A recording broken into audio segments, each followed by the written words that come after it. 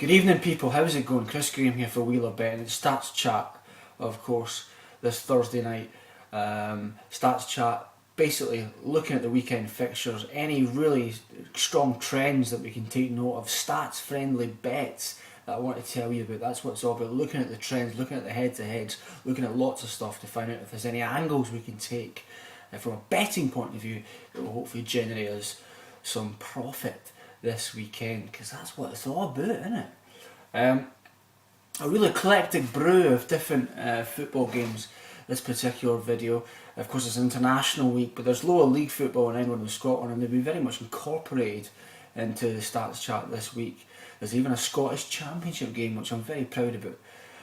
But first off, we'll start with my only international game, and it's a game between Turkey and Northern Ireland tomorrow night. I'll cut straight to the chase. The last 8 times these sides have met each other, these nations have met each other, one team has failed to score. So both teams to score bet has failed 8 times in a row.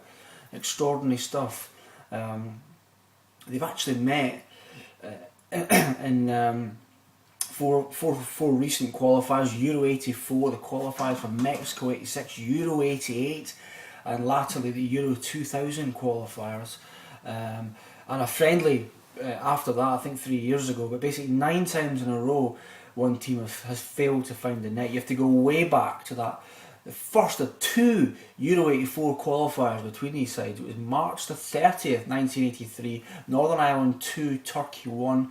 The last time both teams scored in this fixture. Northern Ireland had a really good side then, you'll recall. Turkey not so good at all, so quite a close result there. Martin O'Neill and John McClellan scored for Northern Ireland that particular night. But that's the point. Now, like 8 games in a row, one team has failed to score in this fixture, and you have to go back 30 years to 1983, the last time the BTTS bet came up in Northern Ireland Turkey games.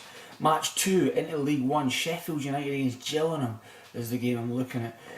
Sheffield United unbeaten at 8 against the Gills. Played 8, won 3, drawn 5, lost 0. It's a decent record. Last time Gillingham won was 12 years ago, April the 14th, 2001. That was a 4-1 win in the second tier in English football. Remember when Gillingham were up in the second tier?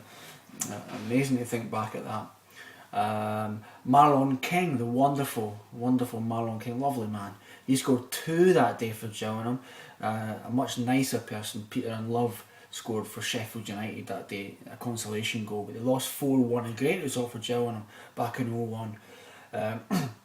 The same day, April 14, 2001, Manchester United won the title. They beat Coventry 4-2, clinching another FA Premiership title, as it was called then. And Fulham were promoted to the Premier League for the first time in 33 years. Of course, that is now very much under threat, isn't it, people? Their status in the Premier League after a torrid November and October.